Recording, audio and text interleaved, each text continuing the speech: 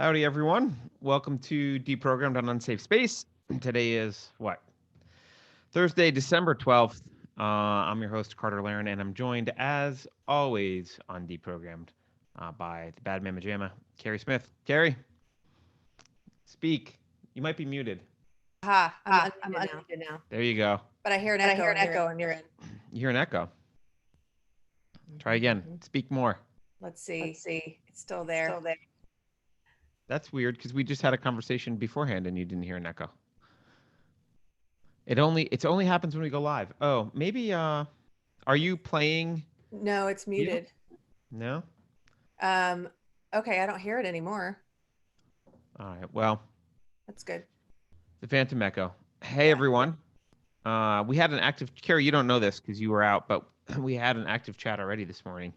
Oh, From my understanding, Lindsay Peterson is owed candy for reparations. So if someone knows Piggy Pete's contact information, please reach out to him and tell him that Lindsay is owed some...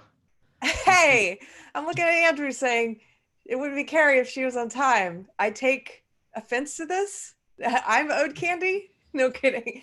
Actually, I agree. But I was at the vet. I have a good reason I was at the vet, and I'm. You always have a reason.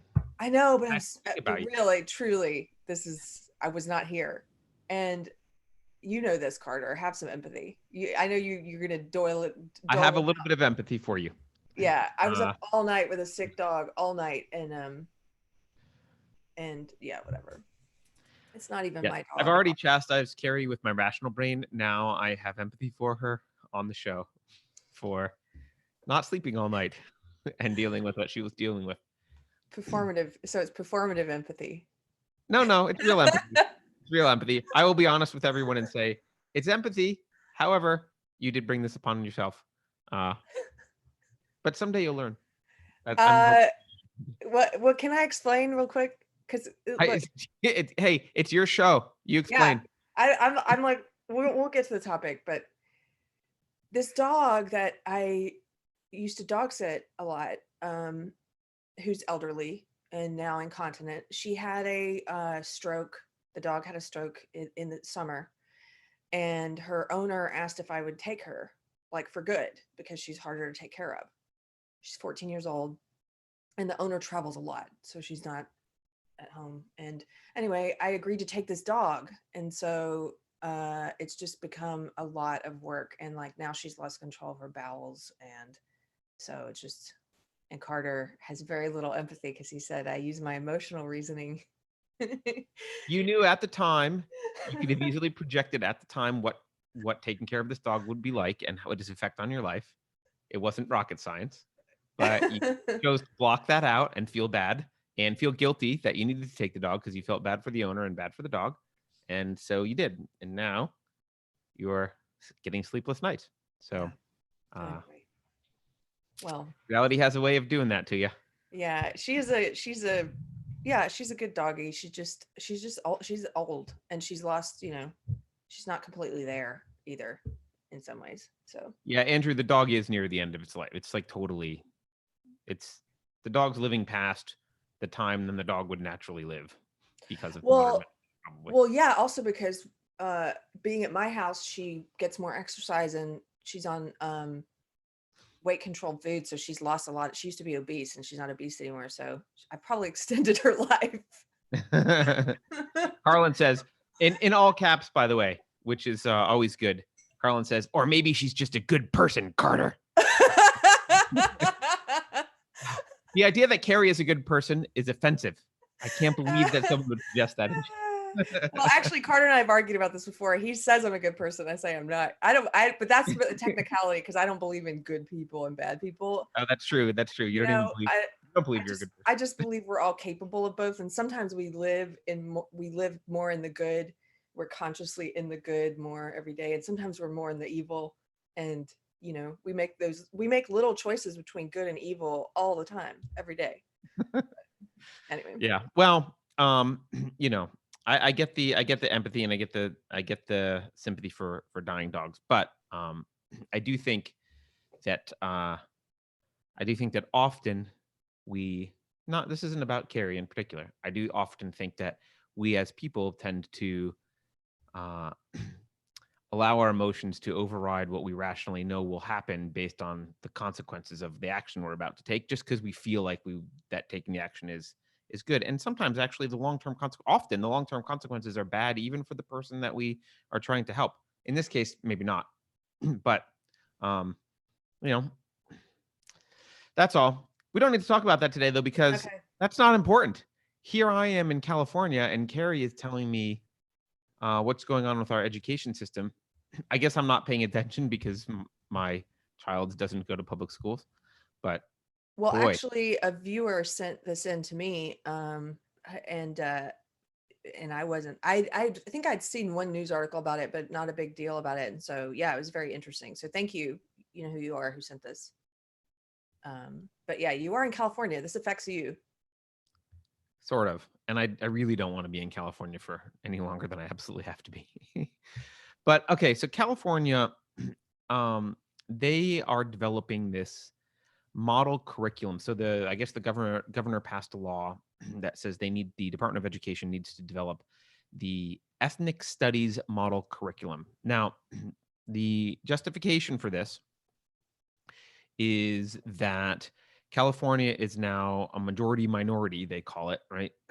Whites, the traditional, I don't even like saying whites, but whatever, non-people of color, the traditional majority in the US is a minority in California. So California is, I think there's a very large and Latin population, Latino population, Asian population, and to a smaller extent, some African Americans.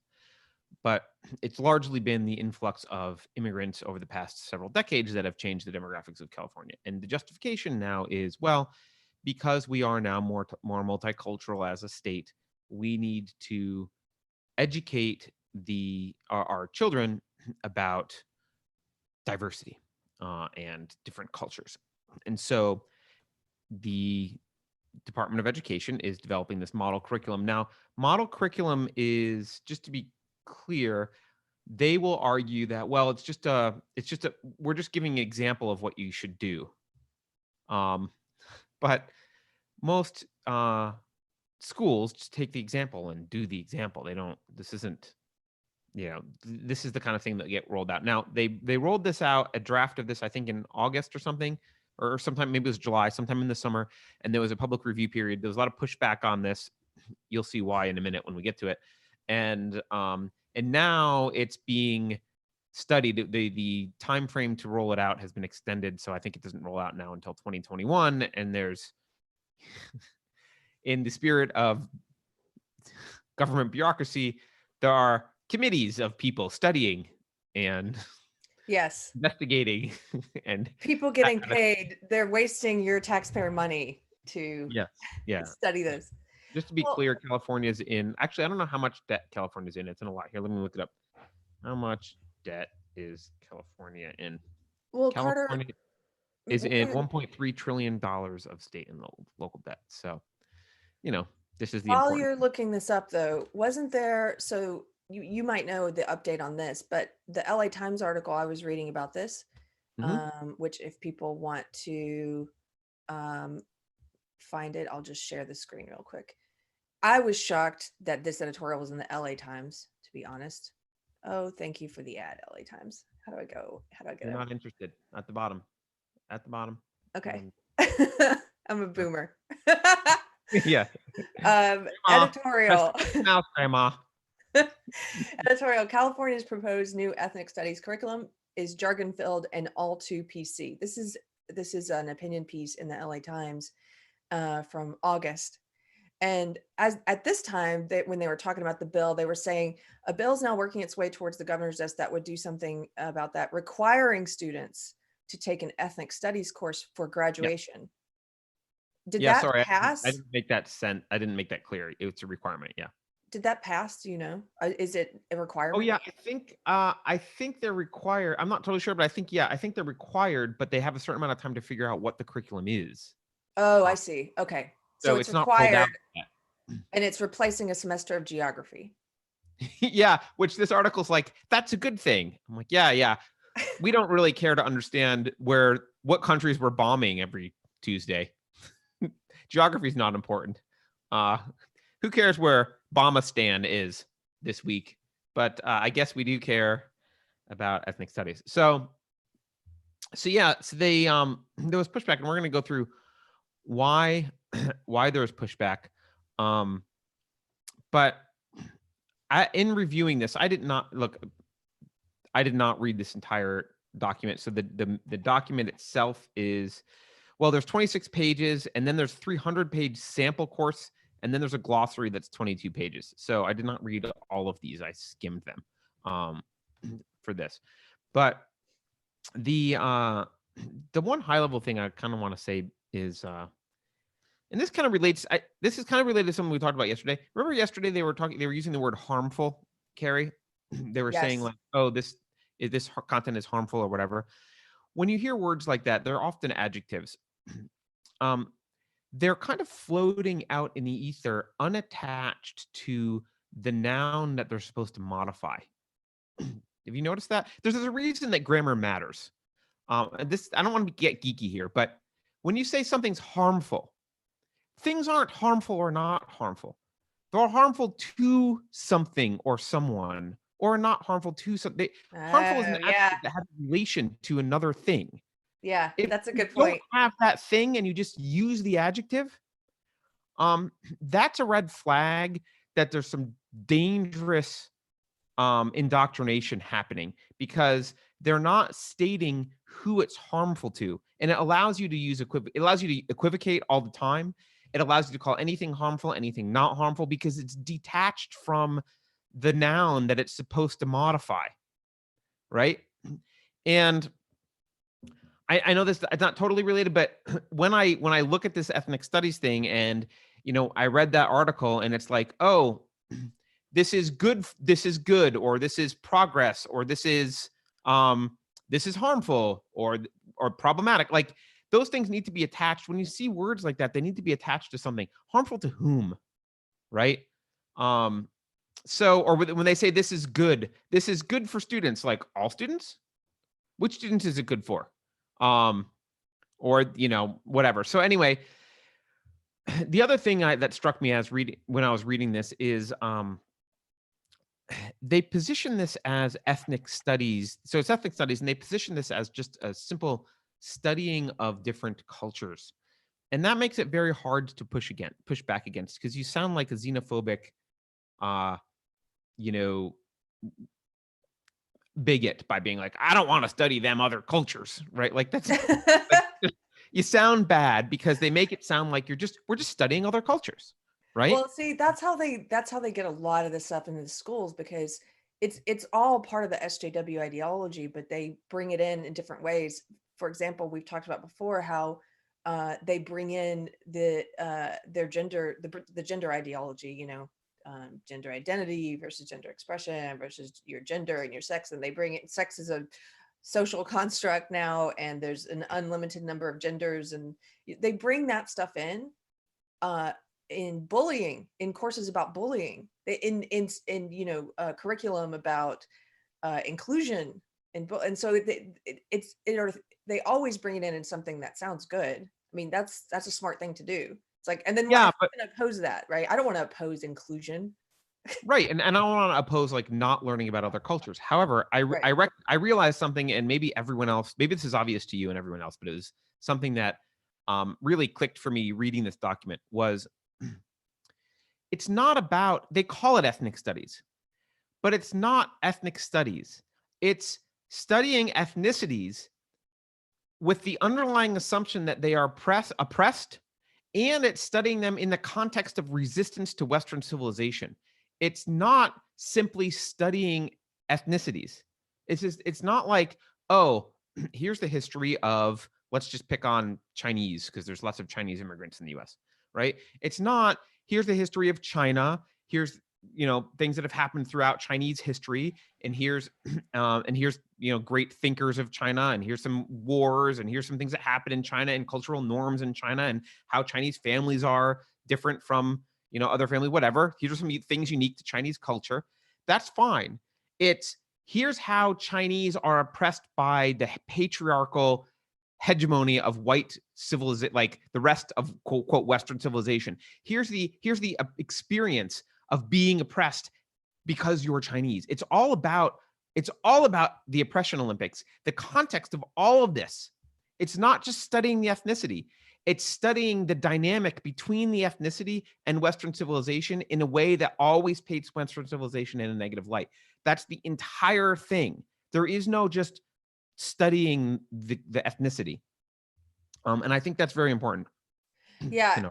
I'd like to read from, if you don't mind, just because I think they state it very well, this LA Times piece, just a little bit. Sure, yeah.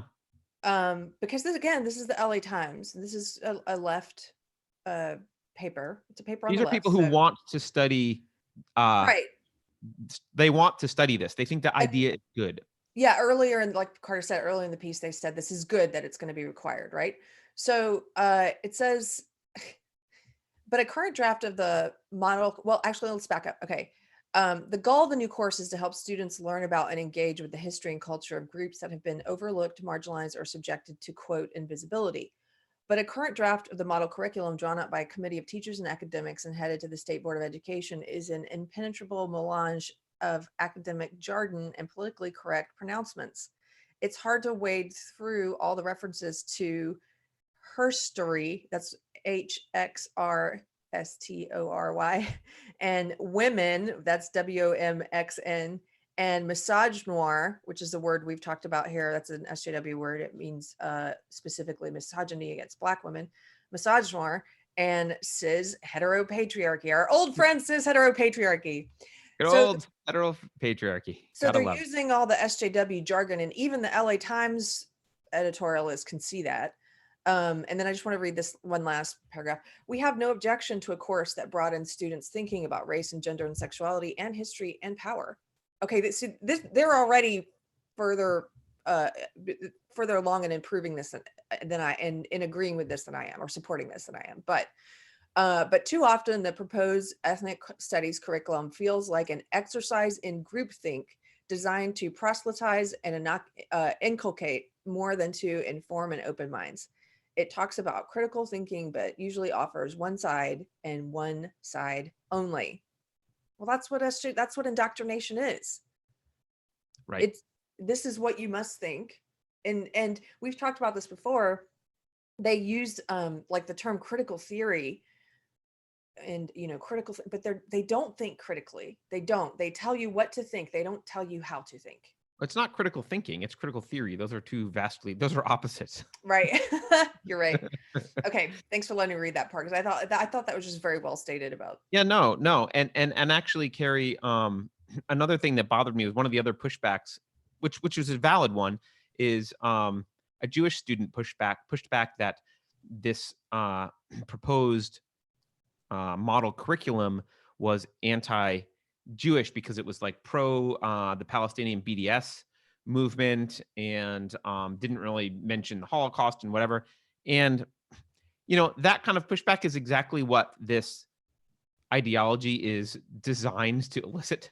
It's like, hey, we're all in groups. Hey, my group wasn't represented enough, so now it's like totally predictable that someone looks at it and says, oh, my minority group wasn't represented properly, and now it's just going to be fighting about whose minority group is represented well enough or is covered properly. So anyway, I went to find this.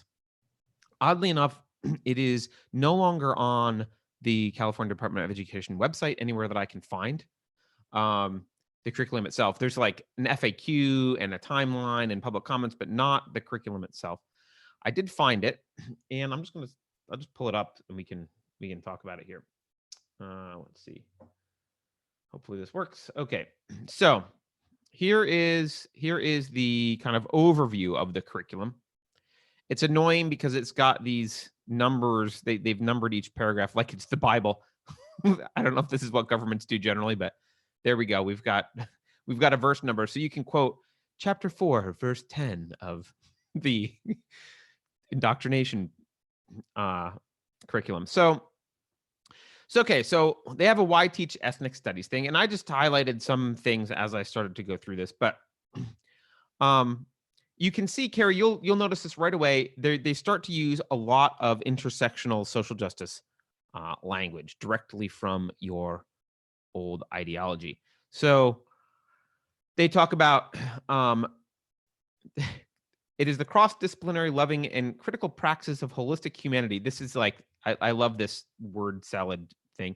As educational and racial justice. Okay, so they're racial justice. It's the study of intersectional and ancestral roots, coloniality, hegemony, in a dignified world where many worlds fit, present for present and future generations. So they're using language right at, this is the first page. They're using intersectional language. They're focused on power. The field critically grapples with the various power structures and forms of oppression, including but unlimited to white supremacy, race and racism, sexism, classism, homophobia, Islamophobia, blah, blah, blah, blah, blah. See, This right is up like at the a top. resume for working at Vox. Yeah, it's your resume for Vox. That's hilarious. Right up at the top, they're telling you what ideology this is that they're going to be indoctrinating your children in, which is, we talked about this before, for anyone new to the program, when people ask you what SJW ideology is, I mean, we're getting better at defining it succinctly, I think, but it's a way of looking at the world where you say the correct way of looking at the world is as a power struggle between groups. And those groups are identity groups: what race you are, what sex you are, what religion, what sexuality. And so right up at the top, they're telling you all these things that we've been talking about with SJW belief system. Power is immensely important to them. That's the thing they crave. That's the thing they worship. When they die, they say rest in power about other SJWs, not rest in peace. Yeah. But it's power, oppression, all these words, boom, boom, boom, like they're hitting them at the top. Yeah, and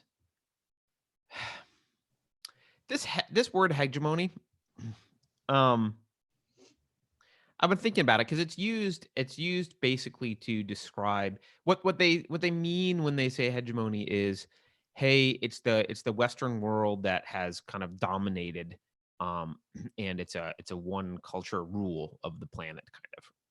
I guess they kind of ignore China, but they kind of view it as like, it's the that's their white cis heteronormative world is the hegemony. And I realized, let's say you're in a world in which one particular culture starts to dominate over the period of a few hundred years. Let's just pretend that happens. And that particular culture, the there a lot of inventions come out of that culture. The wealth explodes, the life expectancy explodes in that population. The the standard of living goes up dramatically compared to everyone else. It turns out to be just a wildly successful culture for some reason, right? It doesn't matter what the reason is. It seems like the healthy, moral, rational reaction to that, if you're not part of that culture in some way, although I think these people sometimes feel like they're not part of a culture when they are, when that culture considers them part of the culture, but they've decided to separate themselves and say they're not part of that culture. The rational reaction, the healthy reaction, the moral reaction would be to look at that culture and say, okay, well, there may be problems with some of that culture, certainly condemn evils that culture has done, but also look at it and say, well, what can we learn? What has worked for that culture really well? And how can we spread those ideas universally to other cultures? Because, wow, whatever they're doing, there's some things that are really working well here for the humans in this culture. It's working really well. And you would look in this fictional universe, you would look at that culture and say, what kind of political system, what kind of philosophy, what kind of ideology, like what are they doing that's working really well? Can we spread that to other cultures? Can we adopt that? The immoral, I think unhealthy reaction is to look at that culture and say, well, this culture has done well. How can we fight back? How can we fight back on this damn culture that seems to be winning so much?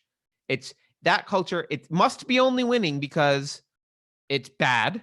And we're just going to fight back on it. And we're going to convince everyone that culture is evil and you should pay no attention to it. And we should fight back and raise up all the cultures that haven't been doing as well for some reason. That is the opposite of the right way to look at this, and it's exactly what the social justice movement, it's how they treat Western civilization. The right way to look at Western civilization is, wow, some bad things. Slavery is an obvious glaring example. Can condemn them for that. But some really great things. The right thing to do is like, hey, what are those really great things? How can we do them elsewhere in the world? How do those really great things work? And how can we adopt them, add to that, contribute to them, and move forward from those really great things and bring them to everyone and make them better? But that's not what they're doing. They're saying, how can we fight those really great things by labeling them as tools of oppression and telling everyone that all these things need to be torn down? That's what ethnic studies is in a nutshell. Sorry, that was a rant, but I needed to say it. It's okay. Okay, let's put this back up. So this is more of the overview doc. So again, Keri, you like the history and the women's spelling. So they say it out as such. It can grow its original language to serve these needs with powerful respellings of terms, including history as her story and women as wimixen, connecting with a gender and sexuality lens, along with a socioeconomic one. So again, intersection. The word intersection is used quite a lot because this is intersectional. This is intersectional theory. The reason that they redefine terms and they come up with new words is to control people. And we've talked about this before, but language is very important in controlling the way that people think. And so this is amazing to me that they're so blatant about it. Again, so early into this document, they're spitting out, they might as well be playing the SJW bingo that we created. They're spitting out all of the jargon. They're spitting out the lexicon, and they're just telling you, they're also saying, we're going to be creating new words and you guys may not know these words. And we've included a glossary. Why there's a good Orwell quote I'm blanking on right now, but it's about the control of people through language. And I think it's applicable. I think everything that we're seeing right now is kind of, whether it's the stuff we were talking about yesterday or this stuff, it's all kind of related to, we're seeing that intersection of that image that you posted, the Venn diagram, Carter, of Brave New World and 1984 and Fahrenheit 451. It says you are living right here at the intersection, by the way. You're living right here at the middle of the Venn diagram. Yeah, we really are. And, I should say, by the way, Alan is in the comments. Alan is the one who sent this to me originally. Oh, Alan. Yeah, and thank you, Alan. And he says that hegemony in reference to culture comes from Antonio Gramsci, a founder of the Italian Communist Party. I didn't know that, and I know nothing about that, actually. So I didn't know that, but of course it did. Yeah. I didn't know that either. The other thing is, a lot of times people, Keri, are like, oh, this stuff is just they view what stuff that happens in university as like, oh, that's just universities. It's in the university and it kind of just stays there. And we've talked about before how that ends up in mainstream culture. It doesn't just stay at universities, but it also gets used by governments as models, as templates for how to move this stuff down into lower education, right? And so in this document, I don't see the reference right now, but there's lots of references to, I don't see the one I was looking for, but there's references to like, this is how it's done at UC Berkeley. This is, there's all the citations are all San Francisco State University, UC Berkeley. This is all that kind of stuff. In fact, one of the criticisms from that, there was that LA Times article that you referenced that criticized the jargon here, right?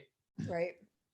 And the reaction was from a professor of ethnic studies who's like, well, chemistry gets to have its own jargon and physics gets to have its own jargon. This is part of learning. You need to learn these. This is part of the field. We have a rich history of academic study here and decades of this very important scholarly study. So when you when you don't fight people using the patina of academic credulity to do this nonsense, eventually they use those credentials to convince other people that what they're talking about is legitimate. And that's exactly what they're. So how would you explain to someone what the difference is? Let's address that, Professor. The difference between chemistry and SJW, like grievance studies. like Sure. address the difference here, because I see a very stark difference between a term like gravity, which describes a phenomenon that it's observable if you drop something, but it's also something that can be tested. I see a really big difference between that and then using a word like white privilege, which is not something that it's not based on a scientific study. It's based on one woman writing an opinion piece about her personal opinions about her experience in life. Yeah, I was going to say, so I don't think there's a fundamental difference between the words that can be teased out other than through the methods, right? So, which is kind of what you're saying here, right? It's in the one hand, in chemistry or physics, the underlying study is scientific and based on reproducibility, and it follows a scientific method, and concepts arise because they clarify, and they're kind of necessary clarifications or more accurate descriptions of things. But in the ethnic studies and other grievance studies groups, none of the process by which the jargon was obtained is scientific. So, the difference between a term like quantum entanglement and lived experience is that quantum entanglement arose from valid scientific study, and lived experience arose from, I don't know, probably Kimberly Crenshaw or someone like just describing like, oh, I have a different epistemology. Let's not talk about science. Let's just do lived experience. These things, or right fragility, or Peggy McIntosh's knapsack, which you referenced, right? It's just an article. It's just an essay about someone's experience. The terms like quantum entanglement didn't arise from and their biased Heisenberg. opinion on their experience. Oh yeah, I just what? And their biased opinion on their experience. Right. But Right. like Heisenberg didn't just, I don't know who invented quantum entanglement. I'm guessing Heisenberg or Schrodinger or someone. I don't know. Heisenberg didn't just like, well, I've been contemplating my life as a scientist and I was thinking about quantum mechanics, and I decided that quantum entanglement is a valid term here to describe how I feel about this and how particles are oppressed. Like it's a completely different method, right? There was a phenomenon observed, it was measurable, it was done scientifically, and then it was named because we needed a name to describe it, which is not what Peggy McIntosh does, or anyone else in the grievance studies department. So it's also the one other difference is that I would say, so the difference is science, is the methodology, but it's also the difference is what they're pursuing, because science is supposed to be in pursuit of truth. Now, it's not always, because it gets corrupted by ideology, but it's supposed to be in pursuit of truth. And this ideology is not. This ideology is in pursuit of power. Yeah, I kind of think those two things are related. But yes, because it's not in pursuit. So because this ideology is not in pursuit of truth, they need to reject the epistemology that goes along with truth, right? They have to reject the scientific method because it's not a vehicle that will drive them to their destination, because it only drives them to truth. So they need to find another vehicle. and like, so they need to hop off of the scientific method rational epistemology and hop on to some other epistemology that will drive them where they want to go. They're getting off the truth train and they're getting in the SJW SUV. Right, because the moment that they say, you're right, we should strive to be logical, rational, have we should follow the scientific method, we should have falsifiable assertions, we should test and see if we can replicate we should absolutely follow the scientific method and use logic and reason as our standard. The minute that they do that, the game is lost. So, and their goal, as you've said, is power. So they figured out what epistemology can get us, to power, the city of power. What train goes to the city of power? It's not science. That goes to the city of truth. So they hopped on a different train. And as someone just said in chat, they went from science to religion. Yeah, it's a form of religion. It's not Christianity. It's not Islam. It's not Zoroastrianism. It's a particular type of religion. But yeah, they either hop off the train of truth or they try and take control of it and steer it somewhere else. Like they do definitely try to. I would say that's that's them corrupting it. They try to. But I don't think they don't use it. I kind of view them as like they're on a different vehicle and they're bombing the truth. They're bombing the epistemology because they said like, oh, that epistemology doesn't work. That's not valid. I'm over here on this thing. And then they attack the train that actually leads to truth. And they're like, hey, logic is a tool of white oppression and blah, blah, blah. Like they start attacking the very method by which you get to truth. Yes. Yeah. So I think they pretend to use it sometimes. I think they're, they know that they need to use the metaphor will break down on trains eventually because they pretend to use logic and reason at some point because people expect it. It's hard to yeah, they absolutely. This is my feeling, Well, that's what this professor comparing it to chemistry is doing. They're trying to say this is the same thing. We're doing the same thing. No, you're not. Right. We're doing the same thing as chemistry. In fact, and I will go so far as to say this, and I mean this universally about every non-physical science. You're not the same. Even if you're a legitimate non-physical science, you're not the same as physical science. It's like you're not. We don't have a scientific understanding of human psychology enough for any soft field to be anywhere like physics or chemistry or engineering. Like none of those. You're nowhere. Even if you're doing something completely legitimate, you're nowhere near like chemistry or physics. You're nowhere near. And I would like fields like psychology are maybe trying to get there.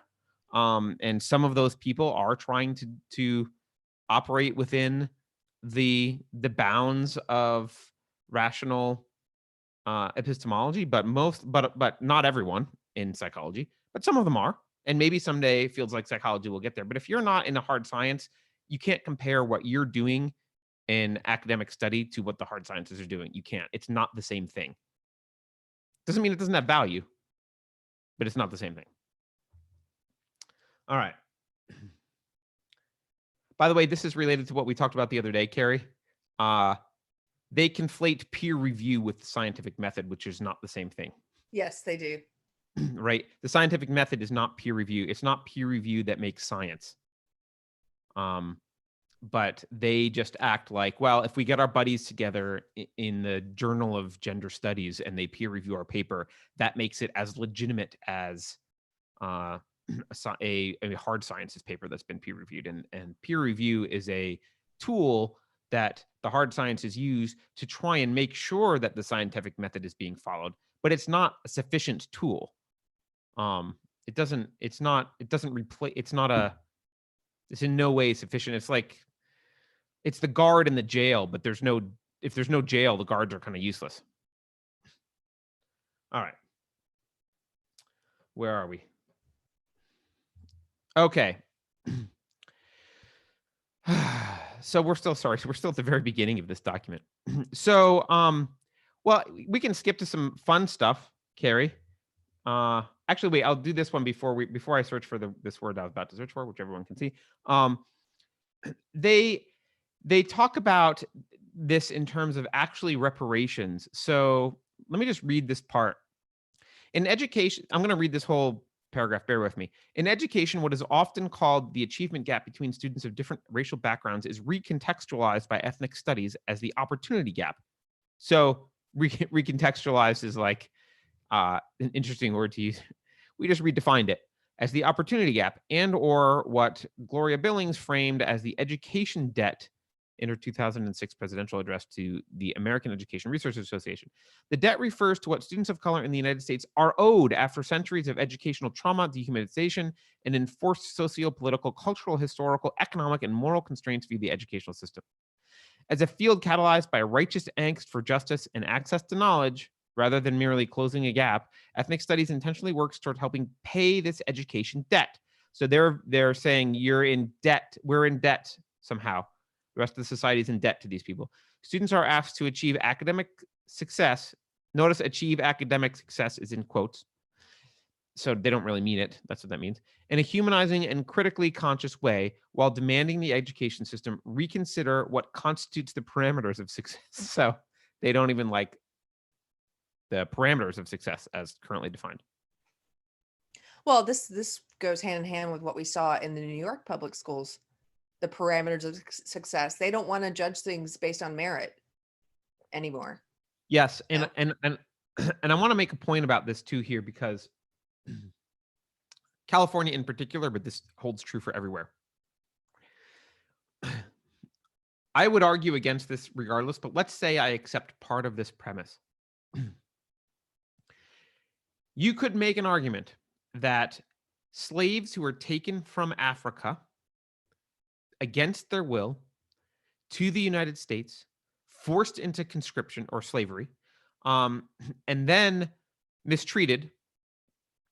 You could argue that they have that the descendants of those people have kind of a history of oppression against their will, and that there's something owed to them. Now, I don't think there's something owed to them because I'm an individualist, so I don't think you are responsible for the sins of your father. But you could try and make that argument if you want to make that argument. In California, the minorities that we're talking about, and I'm using minorities in quotes again because they're not a minority of the population, the minorities that we're talking about, by and large, immigrated here either legally or illegally, voluntarily. These are people who have come here voluntarily. To come here voluntarily and then demand that and then say that there's some sort of oppression that's been happening to you. These people don't get the historical oppression award. Blacks who are descendants from slavery can try and make the historical oppression argument. People who immigrate here don't get to make that argument. You don't get to make the historically oppressed argument. You haven't been here. You came here voluntarily because you think it's better than wherever you've been. You don't get to lump yourself in with blacks who were taken here against their will 2 centuries ago. Well, what they would say is that, you know, I know exactly what they would say. The white colonizers pushed them out, and that this used to be Mexico. You know, it would be, and that's why they're oppressed. That would be the basis of. It's not very. They lost a war several hundred years ago. Yeah. Well, but that's true. That is true for everyone everywhere. Basically.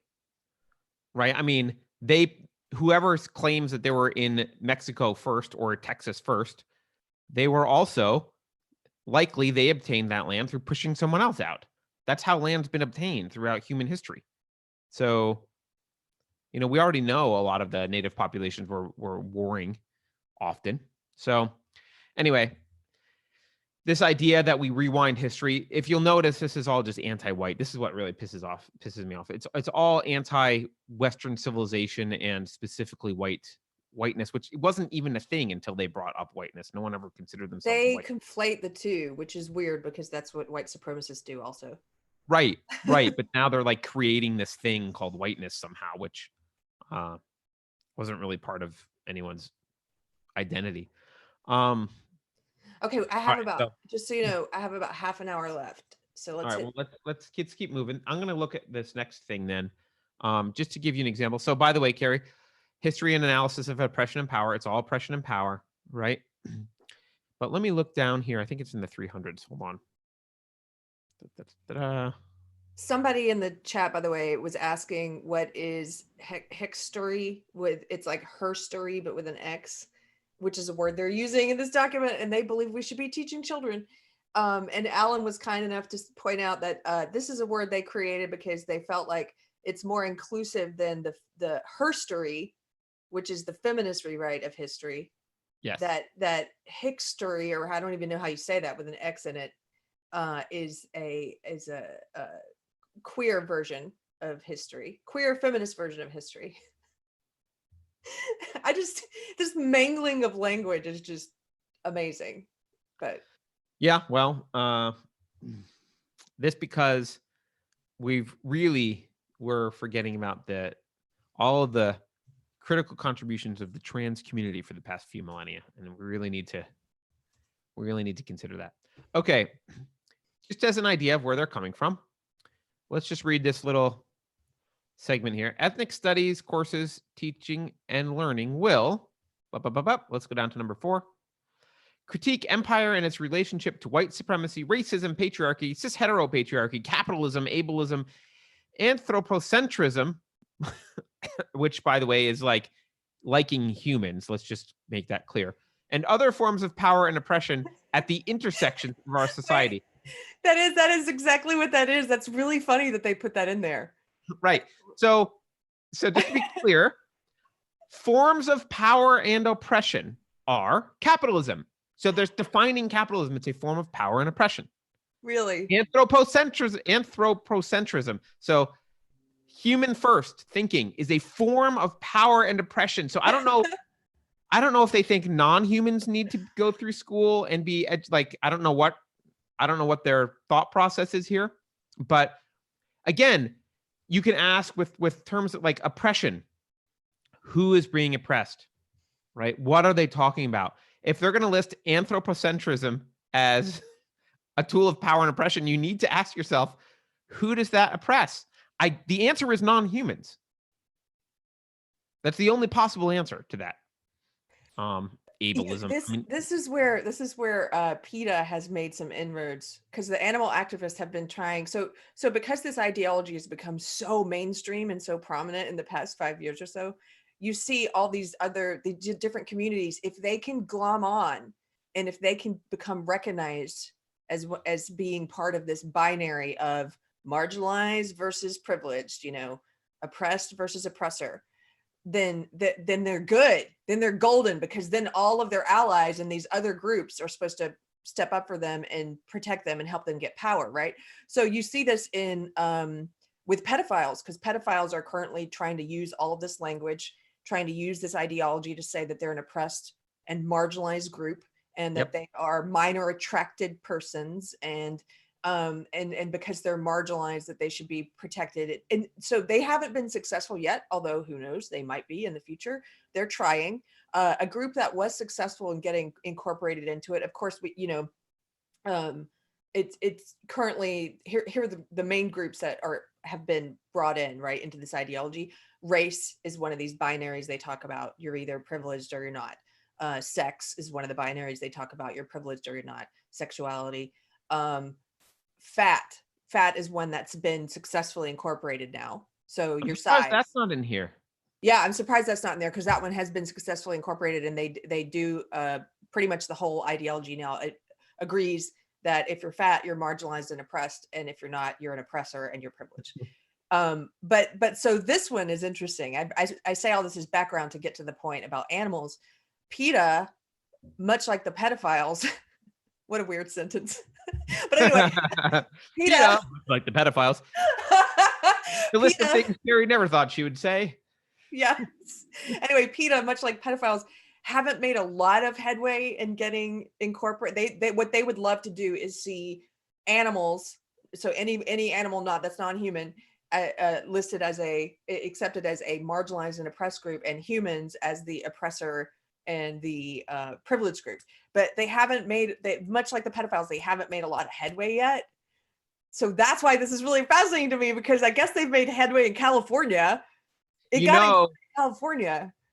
You know that there was some vegan PETA lobbyist wearing leather sandals, arguing, like making her case. You really need to include anthropocentrism. It's a big thing. It's really important. You knew she was making her case for that word. Yes. And apparently she was more compelling than the minor attracted pedophile who was. Real quick, someone in the comments, who was it? Jay said, we need some science to explain this, but he spelled science I saw that with an X, S-X-I-N. Anyway. Yeah, I that's someone also said don't jinx it, and I'm with, actually it was Epistovus who said don't jinx it. It's already jinxed, man. There's already like, oh, in fact, I think it's in one of these documents. I can maybe find it. There's a list of ways to incorporate this into other subjects. Hold on, I'm gonna find it. Damn it. Where they list some courses. They list some courses. Hold on, there's like a math course. While you're looking for it. Here it is. I got okay. it. Sorry. Okay, go. Ready? This is how to incorporate this, right? I am an ethnic statistic. I'm an ethnic statistic and math and social justice. These are two classes. These are math classes that they suggest you use. So it's already there. This is science with an X. I am an ethnic statistic and math and social justice as science, quote, science classes. Math classes. They're calling those math classes. Yes. Yeah. Yeah. I'm sorry. I said science. Wow. So it's already there, man. It's already, Epistovist is you're too close to the truth. This is like when we talked about feminist astronomy. Yeah, that was a thing, right? Feminist astronomy. It's a thing. They also just as if it's not obvious enough. They do, if you look through the document, their goals: help white students become stronger advocates and allies for equality, justice, and liberation. They're citing social justice stuff all over the place. It's all about social justice, right? This is all about, identity, social justice, blah, blah, blah. It's very clear. This isn't any sort of, this isn't us reading into this and saying, I think there be social justice warriors here. This is like very clearly social justice academics. This is intersectional academics. This is the craziness that on campus that we talk about finding its way into curriculum. And something like this will pass. I mean, they were pushed back. My predictions here is some people push back. They'll include some stuff to make the Jewish population happy, because some Jewish people were upset. They'll trim out some of the jargon that makes people scared, but it will have the same content, and this will pass. And by 2021 in California, if you've got a child in the public education system, they'll have a mandatory requirement for an ethnic studies course to graduate from high school, and it will include this crap. And if this isn't indoctrination, I don't really know.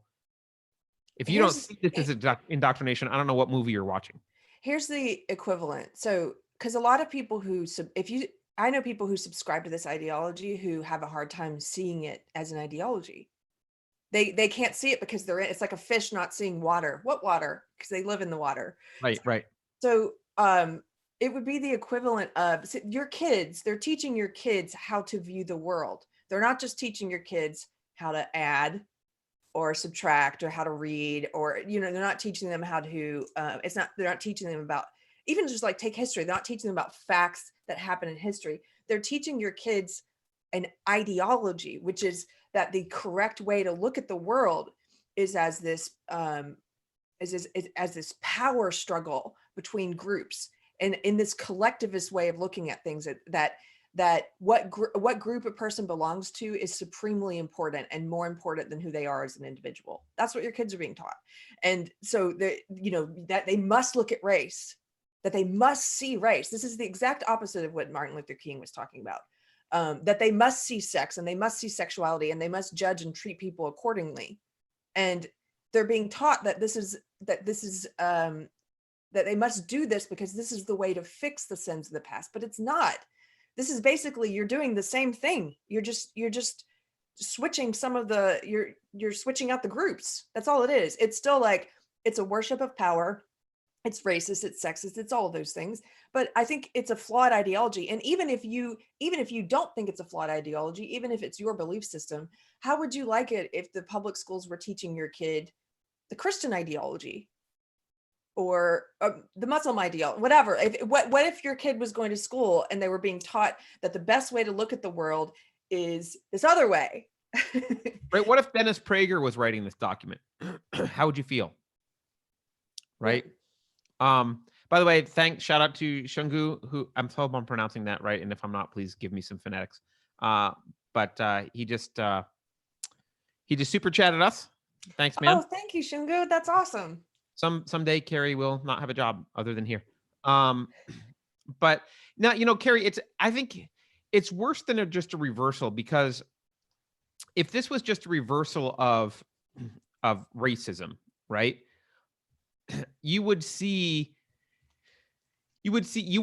tearing down of the ideas that are universal. You wouldn't see tearing down of capitalism and logic and reason and the scientific method. You wouldn't see tearing down of that so much.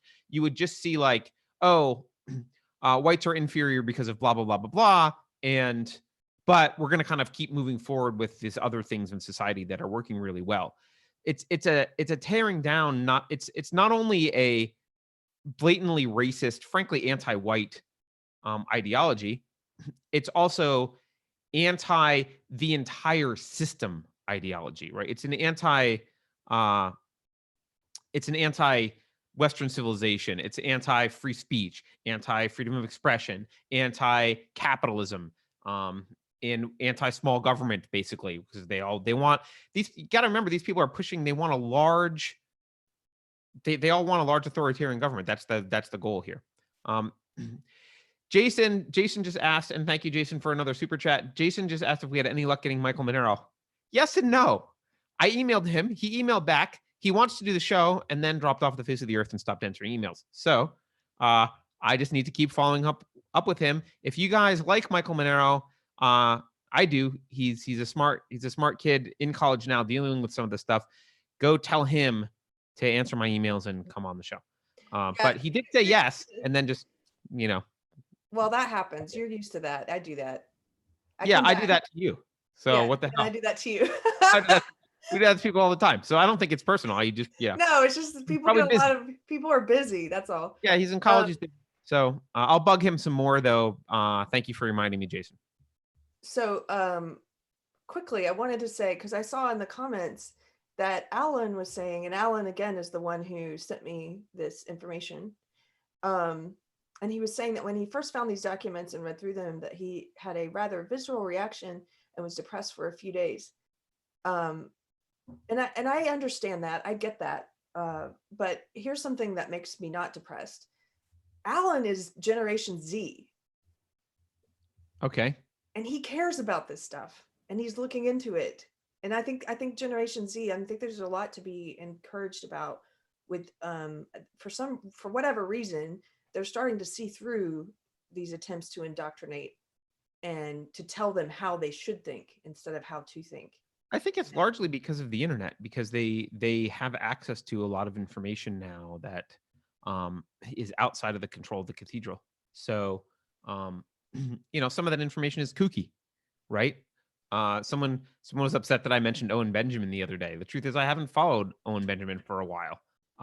But I don't know what's going on with Owen Benjamin, but I do know that I stopped following Owen Benjamin when he started talking about flat Earth stuff and going to space, and I realized I could no longer distinguish between what was a joke and what wasn't a joke with him, and so I stopped following him. But but regardless of whether he's right, wrong, crazy, or super enlightened, or just super horrible, I don't know.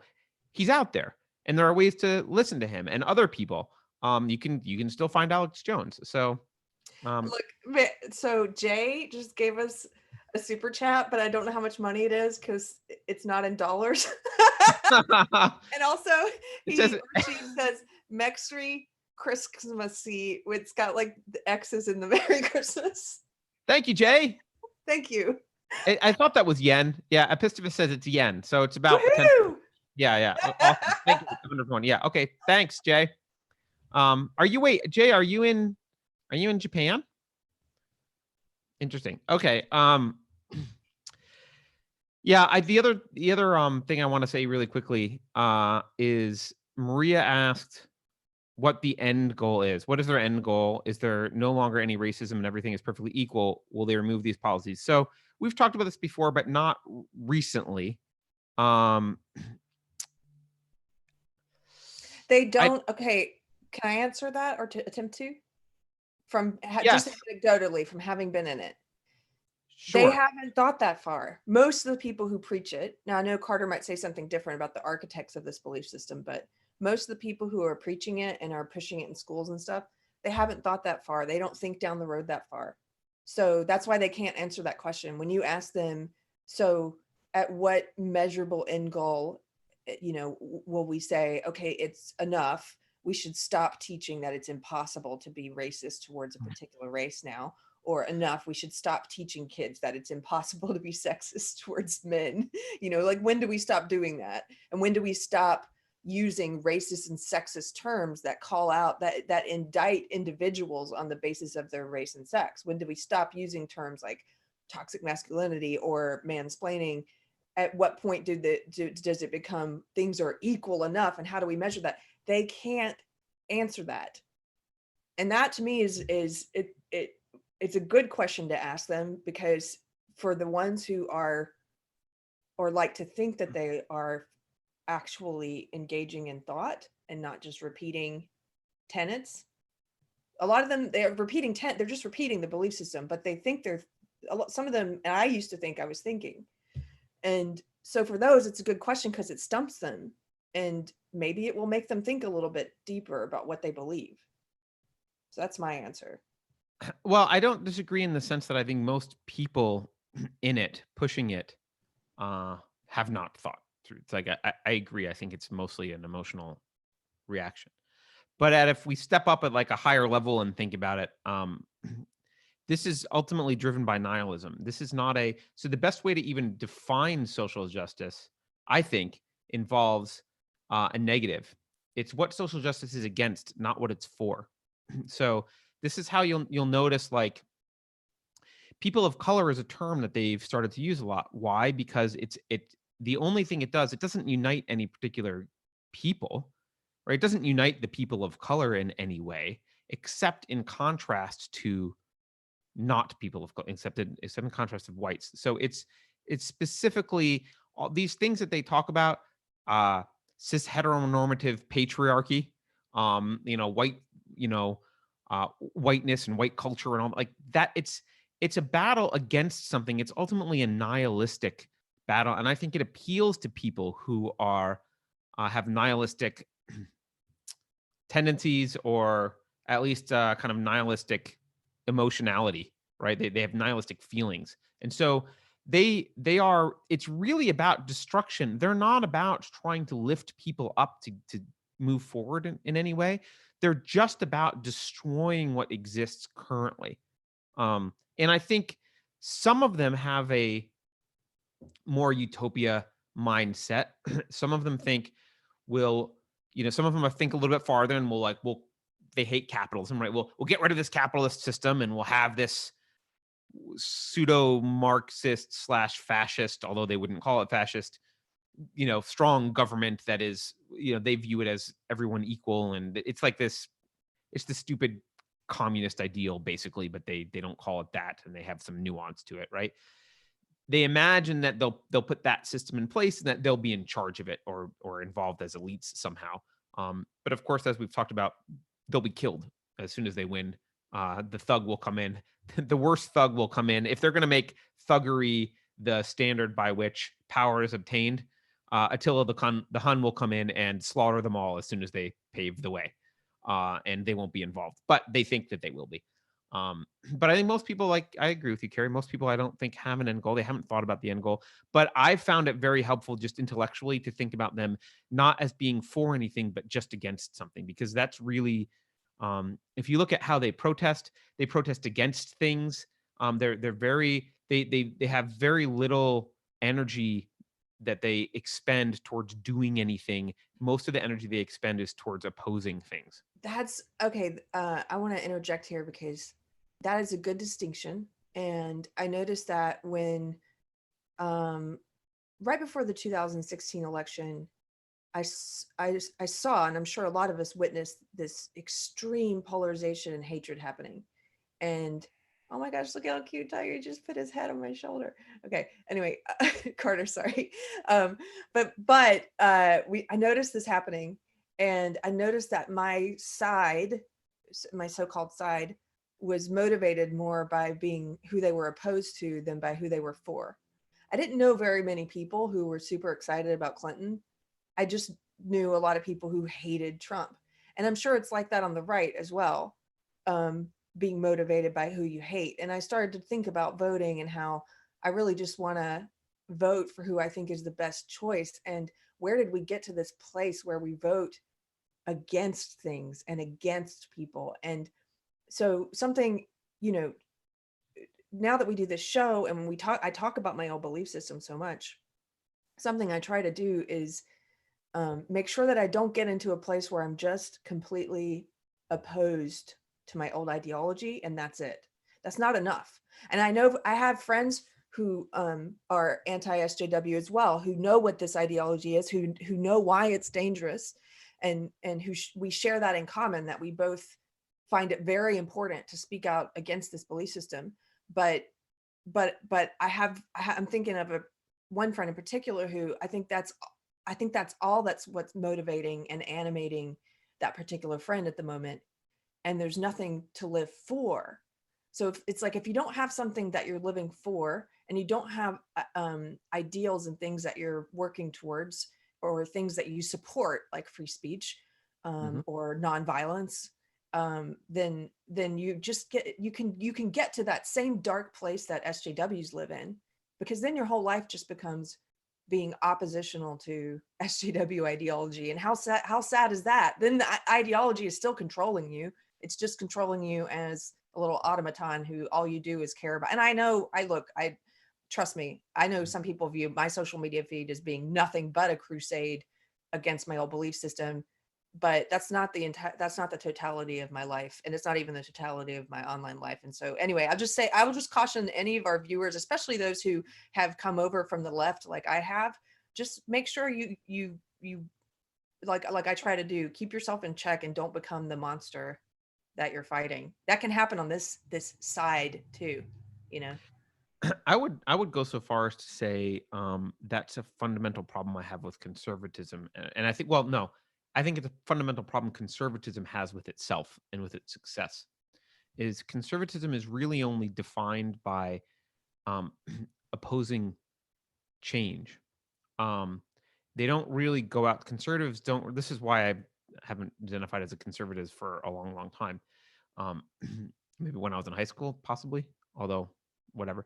Um, they don't really talk about the vision for, and they don't really push anything other than kind of the status quo. They push against changing things. But if you look at what a lot of them do, they'll talk about things like, to get elected, they'll talk about things like smaller government or whatever, but they don't actually ever do any of it. And what motivates me is, as crazy as it sounds, I see a world with less government, like more freedom, less interference, a culture that's more rugged individualism. Like, their people are more helping each other out of benevolence and in small communities rather than through the hand of the state. And like, I see a world where your tax dollars aren't spent bombing people that you don't know in the Middle East, and where you keep most of your paycheck, if not all of it, and like, you're like, I see a world where all of this is possible, and that's what motivates me. But that vision is never really painted by the right. The right never really talks about that. They always just talk about how the left is making things worse and they're ruining things, and they're really about conserving things. They very rarely, very rarely, sorry about that. They very rarely talk about what they want to do and how they want to make Yes. change moving What do they forward. stand for? Like, I Yeah, want to know what you stand for. It's good for me to know what you're against. Don't get me wrong, but you've got to be for something. yeah. And it's hard to get motivated by just being against stuff. And I think ultimately, we saw that the left was for communism early. Like they used to paint pictures of communist utopia, and it's hard to do that now because we all know 100 million deaths later, I guess some people have figured out that it's not a great idea. And so where it's hard to kind of push that particular narrative. But now I think the left has now been kind of taken over by people who aren't really pushing a utopia at all. They're also just very negative and telling us they're just trying to tear down Western civilization. Someone mentioned that there's starting to be some pushback that James Lindsay and Peter Boghossian said that there's been some pushback on this ideology. I don't doubt that, but I think what's going to happen, just like with the Overton window, this is how change in the US has been happening for since it's founded, right? Things come in fits and starts. So there'll be this huge radical leftist push, which we're in now, where there's just absolute idiocy and craziness happening. There'll be some pushback. They'll make a little progress culturally and in institutions, and then we'll push back because it's too much and people will shut them down. And they'll go quiet for a little while, and there'll be maybe a little bit of resurgence of the other side slightly, but because the other side really doesn't ever move the ball forward, moving to smaller government or changing culture positively, that really won't be much. And it will be another, maybe another decade or two that there'll be another resurgence. This is just they're just like surges happen periodically. And at some point, the surge is going to be enough to break through and actually enact stuff to the point of just destroying everything they want to destroy. It might not be this time. Well, I've also seen James Lindsay tweet about, and I agree with him, and Jay just said this in the chat, and Sharon, I think, as well, said it to some degree, is that the danger here is that people are getting sick of it, right? But I think some people are getting sick of it to the point of, like Jay was saying, to where they don't listen to any accusations of racism because it's tossed around so willy-nilly where it means nothing, that people just stop caring. And then, like, I think there's a danger of, we've talked about this before, them creating this movement of white identitarianism that doesn't really exist or hasn't really existed for a long time, of them creating that again and it growing. And I do think it's starting to grow. But they're bringing it, they're almost manifesting it. They're pushing people over there. And that's scary to me. So I think there is a danger also of, I'm glad a backlash is brewing. I'm just worried about how that backlash what form it might take. And I'm worried about, like, I'm cool with one kind of backlash, I'm not cool with another kind, right? Like, does that make sense? I don't think the backlash, I think the whole white supremacist, Nazi fascist backlash thing that the left decries is nowhere near having any power. I agree with you. I don't think they're near having any power at all. It makes me sad that I think that ideology, though, is now attracting people in a way it hasn't in decades. Yeah, and I think there's also some legitimate issues with I think people are seeing that culturally some more traditional belief systems have value. This is what you're seeing with the rise of Jordan Peterson.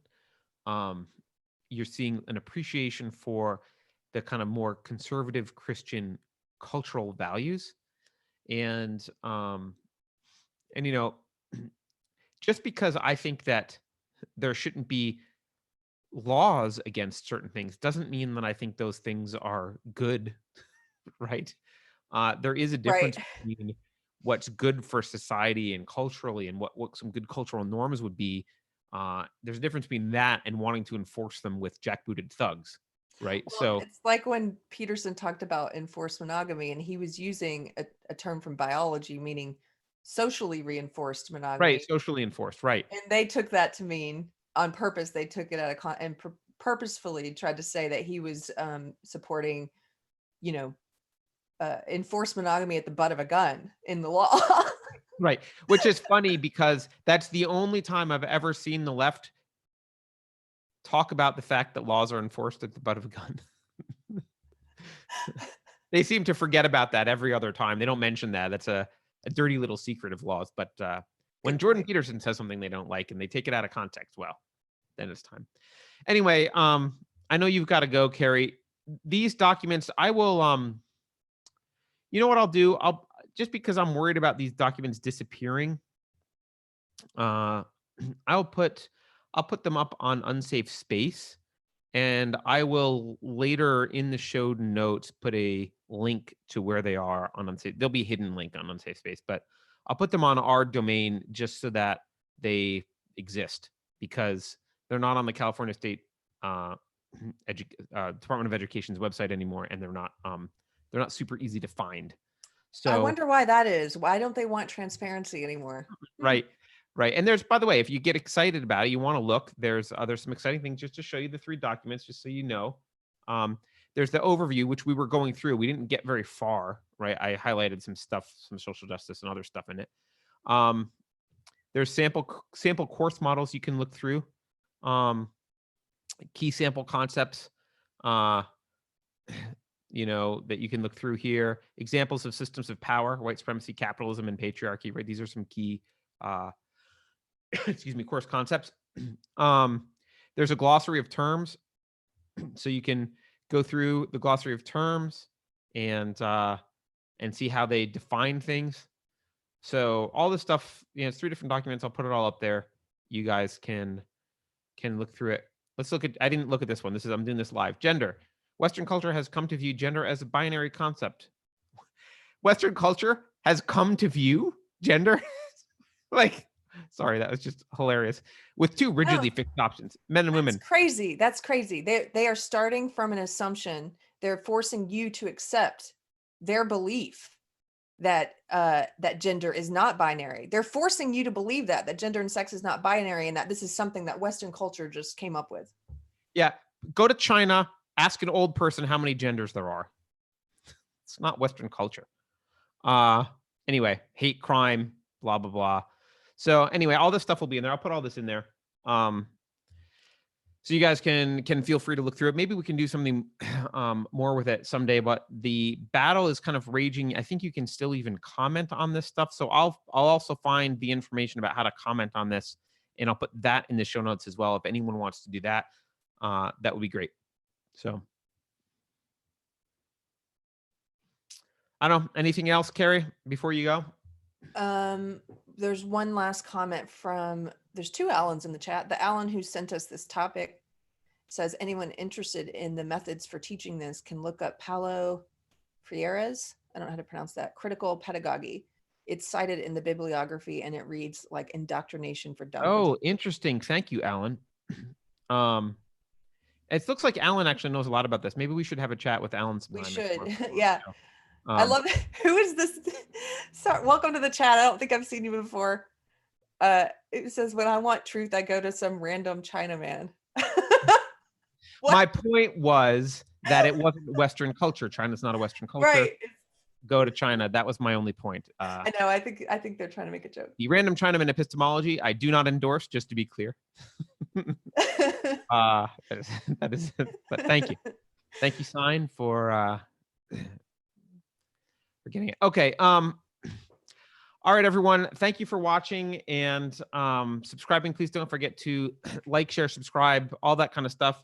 Thank you for the super chats. Thank you for subscribing on Subscribestar. If you're one of our subscribers who donates financially, we really appreciate it.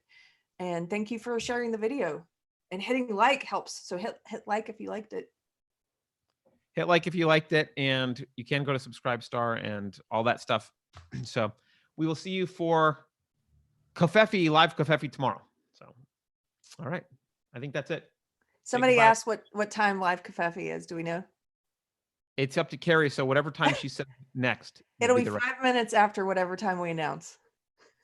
Oh, Keri. Sorry. Keri with the self-awareness. All right. Hey, it's a dig at myself. Thanks for your self-knowledge, Keri. All right. Bye, everyone. Bye. Appreciate you. And we will see you at 5 minutes past whenever we say tomorrow. So